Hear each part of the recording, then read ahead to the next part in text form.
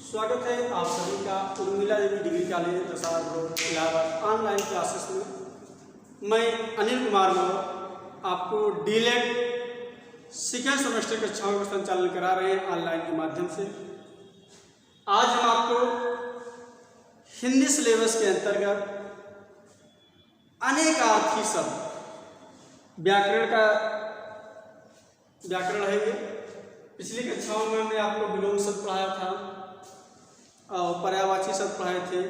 उसी के क्रम में आगे हम बढ़ते हैं तो अनेकार्थी शब्द क्या है, नाम से ही पता चल रहा है अनेकार्थी शब्द। ठीक, ऐसे शब्द जो एक से अधिक अर्थ देते हो इन्हें अनेकार्थी शब्द कहते हैं। इसका अगर हम संविच्छेद करेंगे, देखिए क्या होता है।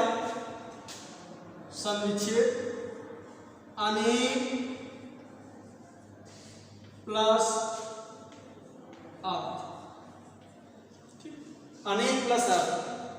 ऐसे शब्द जिसके एक से अधिक अर्थ होते हैं अनेकार्थी शब्द कहते हैं। और डीलेट एग्जाम में 1 नंबर या 2 नंबर क्वेश्चन में जरूर पूछा जाता है। तो आइए हम शुरू करते हैं। कौन कौन से शब्द हैं जिसके एक से अधिक, कुछ महत्वपूर्ण शब्द हैं जिससे एक से अधिक अर्थ निकलता है।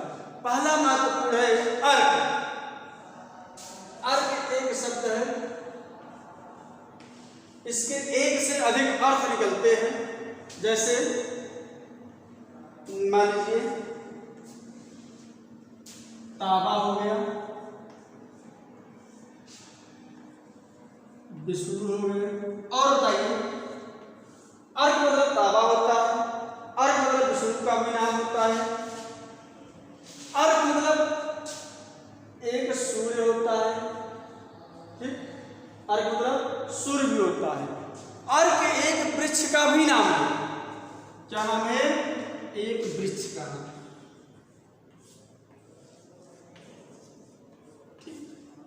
कभी कभी एग्जाम में दे देता है कि अर्क क्या है, अर्क शब्द के कौन कौन से अर्थ होते हैं। तो समानार्थी अनेकार्थी शब्द। अनेकार्थी शब्द किसे कहते हैं? जिन शब्दों से एक से अधिक अर्थ होते हैं। अनेकार्थी शब्द देख लीजिए क्या होते हैं। जिन शब्दों की एक से अधिक अर्थ होते हैं उसे क्या कहते हैं? उसे कहते हैं अनेकार्थी शब्द। जैसे अर्क है, अर्क एक से अधिक शब्द क्या क्या है, अर्थ क्या क्या है। अर्क मतलब एक ताबा, एक धातु है। अर्क विष्णु को कहते हैं, अर्क सूर्य कहते हैं, और एक वृक्ष का भी नाम क्या है? अर्क है। उसी प्रकार अज, बताइए अज के कौन कौन से अर्थ होते हैं। देखिए इसमें आपको ढेर सारी चीजों को एनालिसिस करना पड़ेगा। अज मतलब बकरी भी होता है। अज दशरथ के पिता का भी नाम था, और अज ब्रह्मा को भी कहते हैं। अज का अर्थ क्या क्या होगा? बकरी, ब्रह्मा और दशरथ के पिता। दशरथ के पिता, तो ये हुआ आज। अब आपको कंठस्थ करना है, एक ही चीज को याद करना है, क्योंकि ये सारे चीज अगर आप लिख देंगे फिर बाद में एग्जाम में उसमें कंफ्यूजन होने लगता है।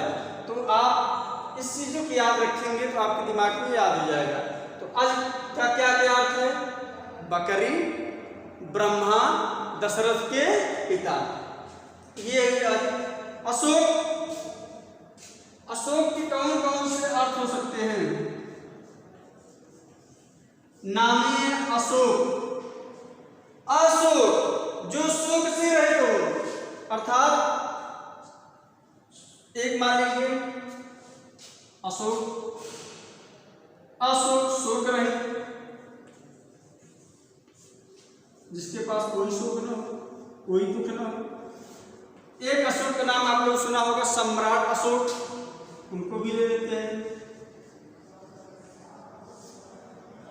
सम्राट अशोक। एक आप लोगों ने अशोक का पेड़ का भी नाम सुना होगा, तो ये है अशोक। अशोक के ये अर्थ हो सकते हैं, अशोक का पेड़। ठीक, तो अशोक का अर्थ क्या क्या होता है अनेकार्थी शब्द में? अशोक, नाम ही अशोक, शोक रहित, सम्राट अशोक और अशोक का पेड़। नेक्स्ट है अक्षर। आप लोग बहुत सुना होगा। अक्षर शब्द के क्या क्या अनेकार्थी शब्द होते हैं? अक्षर, एक मान लीजिए अक्षरमाला, आपने सुना होगा, इसे कहते हैं वर्णमाला। एक हो गया वर्ण, दूसरा हो गया ब्रह्मा, और दो भाई आप लोग कंठस्थ करिए, याद करिए कि क्या क्या हो सकता है। ठीक, अक्षर, एक है सत्य और एक है मोक्ष। यही है अक्षर। अक्षर के एक से शब्द से अधिक, अक्षर के एक से अधिक अनेकार्थी शब्द हैं। कौन कौन से? आप लोगों को सुना होगा वर्णमाला, अर्थात अक्षर से लिया गया वर्णमाला। ब्रह्मा को भी कहा जाता है, सत्य के लिए भी अक्षर शब्द का प्रयोग किया जाता है, और मोक्ष के लिए भी अक्षर शब्द का प्रयोग किया जाता है। तो अक्षर मतलब वर्ण, ब्रह्मा, सत्य और मोक्ष। ठीक, नेक्स्ट है अंबर। अंबर मतलब क्या होता है?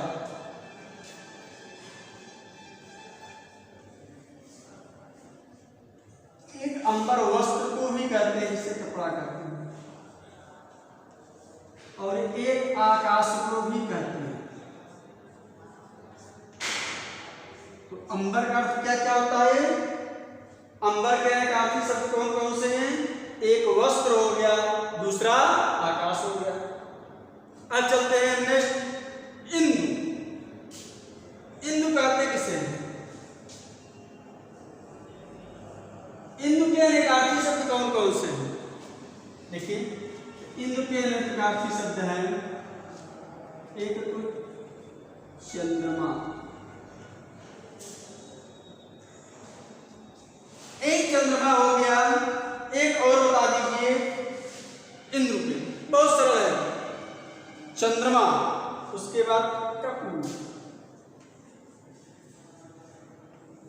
इंदु मतलब चंद्रमा भी होता है, इंदु मतलब कपूर भी होता है। तो कभी कभी पूछ लिया कि इंदु के समानार्थी शब्द हैं वस्त्र, की आकाश, की ब्रह्मा, की चंद्रमा।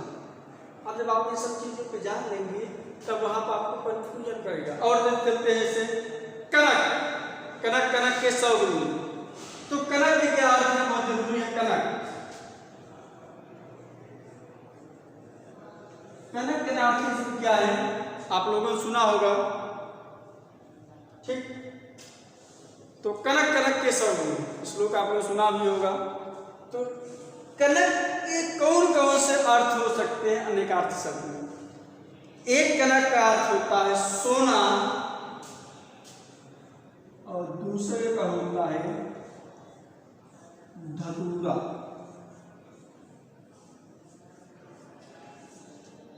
ये थे कुछ महत्वपूर्ण, और भी है, तो इसको आप लोग देख लीजिए, अच्छे से याद कर लीजिए, और एग्जाम में आता भी 1 नंबर क्वेश्चन है। तो देखिए, इतना आपको सामने रख दिए हैं। आज मतलब बकरी भी होता है, ब्रह्मा भी होता है, ये सब चीज़ एक बार देख लीजिए और कंठस्थ कर लीजिए। ठीक, नेक्स्ट हम चलते हैं काल। काल का क्या होता है अनेकार्थी शब्द? आप लोगों ने बहुत ही इस शब्द का प्रयोग करते हैं, काल। कहते ये काल है, ये काल चल रहा है, फलाने का काल आ गया था। तो एक काल यमराज से लिया था, कहते इनका काल अंत काल आ गया। एक यमराज, एक काल मतलब होता है समय, कहीं इस कौन सा काल है, वर्तमान काल है कि भूतकाल है कि भविष्य काल। तो एक काल का अर्थ है अपराध, दूसरे काल का अर्थ समय, तीसरे काल का अर्थ है मृत्यु। ठीक, कहीं इनका काल ही आ गया था तो क्या करें, तो ये है काल। तो काल के अनेकार्थी शब्द कौन कौन से, बहुत से सिंपल है, हम ऐसे पढ़ाते हैं आपको याद हो जाए, बार बार रटना न पड़े। तो काल करते हुए इनका काल आ गया, काल आने वाला अर्थात यमराज आने वाले हैं। एक काल का अर्थ हो गया यमराज। कहिए कौन सा काल चल रहा है, वर्तमान काल है कि भूतकाल है कि भविष्य काल। एक काल का अर्थ हो गया समय, और दूसरा कहेंगे इनका इंतकाल आ गया अर्थात मृत्यु। तो ये काल के अनेकार्थ हैं। कर्म बहुत ही महत्वपूर्ण है। कर्म के अनेकार्थी शब्द कौन कौन से हैं? कर्म, एक आपने सुना कर्म कारक, एक कारक, दूसरा भाग्य, तीसरा बताइए क्या हो सकता है? ठीक, कहीं भैया सिंपल सा चीज है, इनका तो कर्म ही है। कर्म मतलब क्या होता है, कहें अरे ये स्टूडेंट है, इसका कर्म ही है पढ़ना। ये मोची है, इसका काम ही है, कर्म ही है जूता बनाना। ये टीचर है, इनका कर्म ही है पढ़ाना। तो कर्म का मतलब होता है कार्य, इनका कार्य ही है ये करना। तो कर्म कारक में, तो कर्म के क्या क्या अर्थ होता है? एक कर्म कारक के लिए प्रयोग किया जाता है, एक कर्म भाग के लिए किया जाता है, एक कर्म का अर्थ होता है कार्य। नेक्स्ट है कर्ता,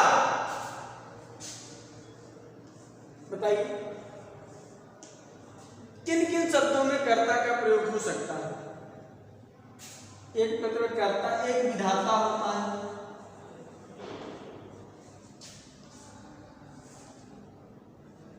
एक स्वामी होते हुए इनके कर्ता हैं, विधाता, कर्ता, स्वामी, एक और होता है बताइए कहीं भैया, इस संसार के कर्ता धर्ता कौन है? ईश्वर। तो कर्ता में सोता क्या है? एक विधाता के लिए प्रयोग किया जाता है कर्ता, एक स्वामी के लिए कर्ता का प्रयोग किया जाता है, एक ईश्वर के लिए कर्ता का प्रयोग किया जाता है। ठीक, और नेक्स्ट हम चलते हैं जीव।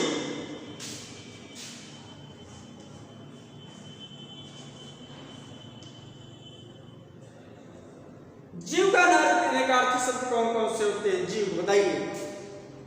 एक तो होता है आत्मा, तो ये इनके अंदर, शरीर के अंदर आत्मा है, जिसके अंदर आत्मा होगा उसके अंदर जीव होगा, जिसके अंदर जीव होगा उसके अंदर आत्मा होगा। एक तो जीव होगा आत्मा, और दूसरा हो गया जीवधारी। क्या हो गया? जीवधारी।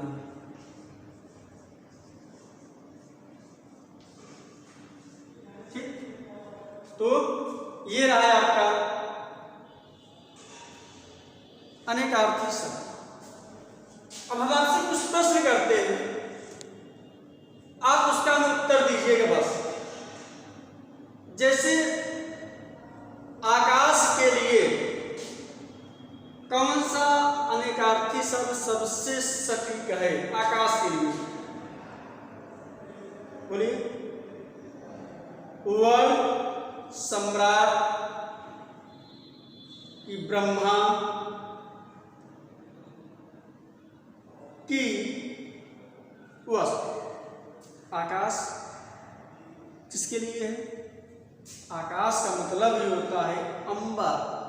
ठीक, तो वस्त्र हो चाहे आकाश हो चाहे अंबर हो, ये एक ही होते हैं, एक ही अनेकार्थी शब्द होते हैं।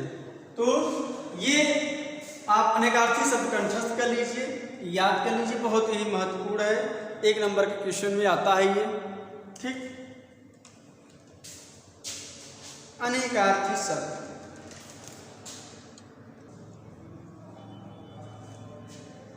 अनेकार्थी के समान भी। जैसे अग्नि का अनेकार्थी शब्द क्या क्या है, अग्नि के लिए किन किन शब्दों का प्रयोग किया जाता है, बताइए। अग्नि के लिए तो अग्नि के लिए अग्नि है अनल, हुतासन, पावर, ये अनेकार्थी शब्द। ज्वाला, दहन, किसान, इस हिसाब से जो होते हैं अनेकार्थी शब्द। जैसे मान लिया कोई कह दिया आम शब्द का पर्यायवाची या समानार्थी शब्द क्या है, तो रसाल, आम्रपाल, साकार, पिकबंद, मंथालय, इन सब चीजों से मिलकर बनता है अनेकार्थी शब्द। तो अनेकार्थी मतलब समझ ही गए होंगे। तो इसको आप जितने हमने पढ़ाया 15-20 तो उसको अच्छे से आप कंठस्थ करिए। 1 नंबर का क्वेश्चन पक्का है, इसमें से आता ही आता है। अब नेक्स्ट अपना शुरू करते हैं।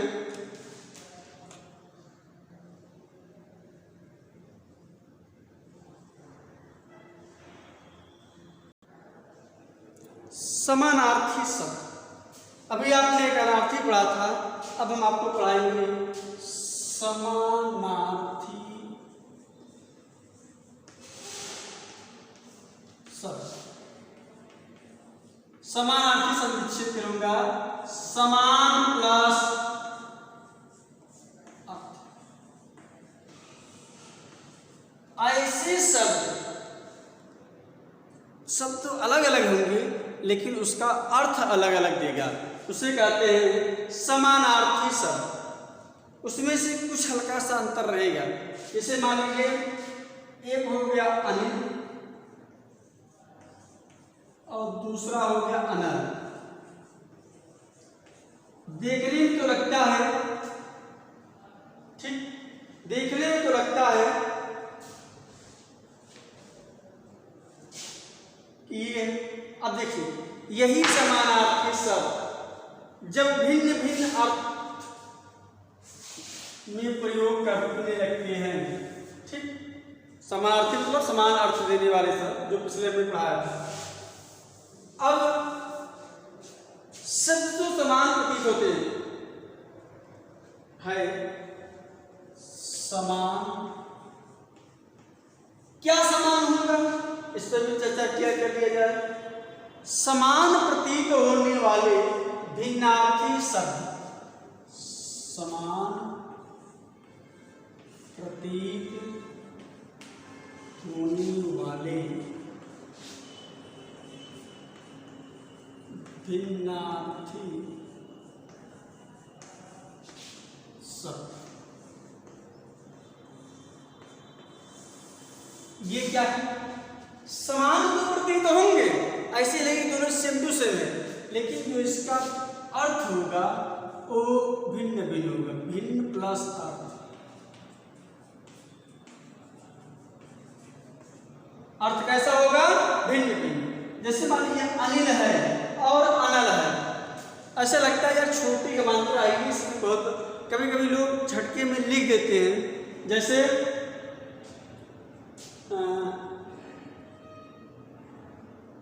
अनिल बह रहा है, अनिल बह रहा है मतलब क्या हुआ, अनिल मतलब हवा, हवा बह रही है, और वही लिख दिया जाए अनिल बह रहा है, ठीक। मान लीजिए देख लीजिए हल्का सा कह दिया जाए अनिल बह रहा है,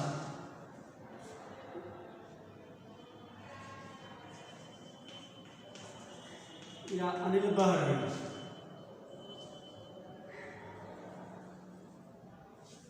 अनिल बह रहा है, और यही कह दिया जाए अनल बह रहा है, तो शब्द का अर्थ भिन्न भिन्न हो गया। एक का अगर देखिए यहाँ अनिल के स्थान पर आपने कह दीजिए ऐसे क्या अर्थ होता है, हवा बह रहा है, और अनिल कह दीजिए, अनल का अर्थ होता है आग, कह दीजिए आग बह रहा है, तो शब्द का अर्थ बदल गया कि नहीं। और उनको लगा यार हमने क्या छोटी सी गलती की थी, छोटी की मात्रा नहीं लगाया था। तो भैया मेरे, अगर आप हिंदी में थोड़ी सी भी चूक करेंगे तो अर्थ का अनर्थ हो जाएगा, शब्द का विपरीत अर्थ देने लगेगा। तो ये अनिल, अनिल मतलब क्या होता है? हवा होता है। अनल मतलब क्या होता है? आग होता है। ऐसा लग रहा है कि दोनों सेम टू सेम प्रतीत हो रहे हैं। एक मान लीजिए, अभी चलते हैं, देखिए अब छोटी छोटी चीज पर, यहां आपको छोटी छोटी चीज पर ध्यान देना होगा। एक अंश होता है और एक अंश होता है। क्या होता है? एक अंश होता है और एक अंश होता है। अंतर क्या है देखिए, यहां समझाने का प्रयत्न आप कर रहे हैं। एक अंश है, ये भी अंश है, अंश। अब बताइए अंतर क्या है? अंतर यही है, इसमें दंत स है, इसमें तालव्य स है। देखने में लगता है कि दोनों समान है, प्रतीत है, लेकिन दोनों का अर्थ अलग अलग है। एक अंश का अर्थ है भाग और दूसरे अंश का अर्थ है कंधा। दूसरे अर्थ क्या है? कंधा। आई बात समझ में? कभी कभी पूछ लेता है कि इस अंश का शब्द का अर्थ क्या होगा, भाग होगा कि कंधा होगा? दो तो आप निगलेक्ट कर दिया आपको क्वेश्चन में, ये नहीं होगा, ये नहीं होगा, दो तो नहीं, लेकिन इसमें से है। अब ये कंफ्यूज किस अंश का भाग है? तो ये जो तालव्य वाला स है, इस वन का होता है अंश या भाग, और दूसरे अंश का होता है कंधा। जैसे लकड़ी के दो अंश कर दीजिए, ठीक, लकड़ी के दो अंश कर दीजिए और फिर लिख दीजिए ऐसे शब्द, तो वहां जानते क्या होता है? विपरीत अर्थ नहीं, आपके अर्थ का अनर्थ निकलने लगता है। और देखिए कुछ है, जैसे मान लीजिए एक अन्य है और एक अन्न है। देखिए छोटी छोटी बातें आपको ध्यान देनी पड़ेगी। एक अन्न है, दूसरा अन्न है, इन दोनों का क्या अर्थ होगा? ऐसा लगता है कि दोनों सेम टू सेम प्रतीक है। अंतर क्या है? यहाँ पर भी है, यहाँ पर छोटा है, यहाँ पर छोटा है, अरे यहाँ न है, यहाँ है। इससे क्या मतलब है? एक शब्द बदल जाने से शब्द का अर्थ बदल जाता है। हाँ, एक शब्द बदल जाने से शब्द का अर्थ बदल जाता है। एक अन्न, जिसे आप लोग खाते पीते हैं, क्या कहते हैं उसे? अनाज। एक अन्न का मतलब, पहले अन्न का अर्थ क्या होता है? अनाज। दूसरे अन्न का अर्थ क्या है? दूसरा। अन्न मतलब दूसरा, अन्न मतलब अनाज। तो ये अब मान लीजिए और है, एक अणु है, एक अणु है। एक अणु है, दूसरा अणु। कहते हैं अणुभार। एक अणु का अर्थ क्या है? का। एक अणु का क्या है? बाद में या पश्चात। बताइए किस का कण होगा और किसका पश्चात या बाद होगा? कहते हैं ना, ये हमारे अनुनायी है, हमारे पीछे पीछे चलने वाले बाद में। तो इस अणु का होगा पश्चात या बाद में, और इसका होगा अणु। अणु मतलब भाई ये अणु बहुत ही सिंपल सा चीज है। कहते भाई छोटे छोटे अणु है, तो ये कण होते हैं। अणु मतलब कण, ठीक। देखने में लग रहा है कि बहुत ही छोटे छोटे शब्द हैं, लेकिन लग रहा है कि हाँ ये है। एक अर्थ होता है, एक अर्थ होता है। अर्थ और अर्थ,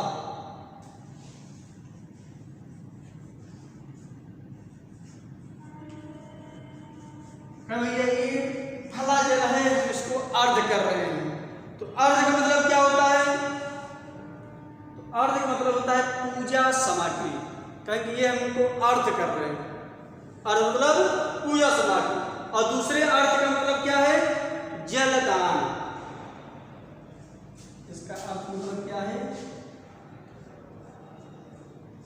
जलदान। इसका क्या है? पूजा सामग्री। ऐसे ढेर सारे शब्द हैं, बहुत सारे शब्द हैं जिसमें छोटी छोटी अंतर का आपको मान। एक अंतर होता है, एक अंदर होता है। अंतर और अंदर, देखिए जहां भी देखेंगे समान प्रतीत होने वाले शब्द हैं। किसी या तो एक मात्रा का फर्क होगा या किसी एक वर्ड का भेद होगा, बस एक अंतर है, एक अंदर है। अंतर और अंदर में देखिए क्या होता है? एक अंतर है, एक अंदर। एक अंदर मतलब होता है भीतर। अंतर का मतलब क्या होता है? आप बहुत कहते हैं समान में इसमें ये अंतर है। एक कहते हैं इसके अंतर है, एक होता है हृदय, एक होता है भेद। हृदय कहिए या भेद, ठीक। ये रहा है आपका। ऐसे ढेर सारे शब्द हैं। अब हम कहेंगे, आप बताइएगा। एक अंग होता है, एक अंग होता है। बहुत महत्वपूर्ण क्वेश्चन है, एग्जाम में कई बार पूछा जा चुका है। अंग और अंग में अंतर बताइए। अंक और अंग बताइए क्या होगा? एक है अंक, एक है अंग। बहुत ही महत्वपूर्ण क्वेश्चन है। डीएलएड में एक साल छोड़कर एक साल एक पूछता ही रहता है, कई बार देखेंगे पूछा है क्वेश्चन। अंक और अंग में अंतर क्या है? एक अंक मतलब होता है गोल, अंक, अंक मतलब गोल। एक अंग मतलब होता है शरीर,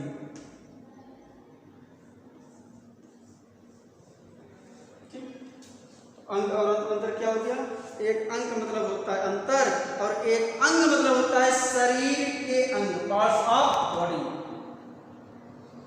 ठीक।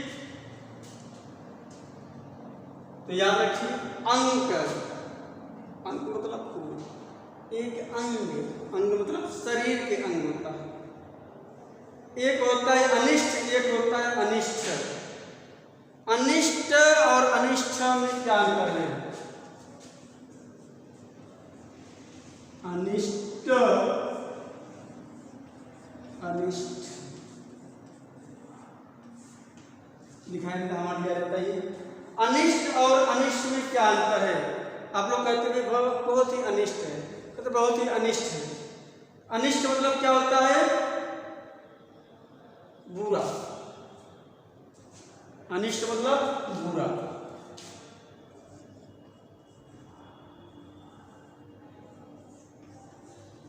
और एक अनिष्ट, निष्ठा से रहित। अनिष्ट मतलब निष्ठा से रहित या निष्ठा रहित, इसमें निष्ठा हो।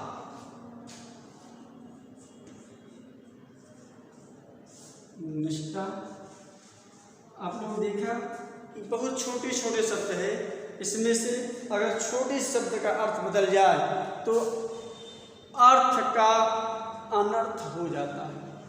क्या हो जाता है? अर्थ का अनर्थ। जैसे कहेंगे वह व्यक्ति बहुत अनिष्ट है, ठीक।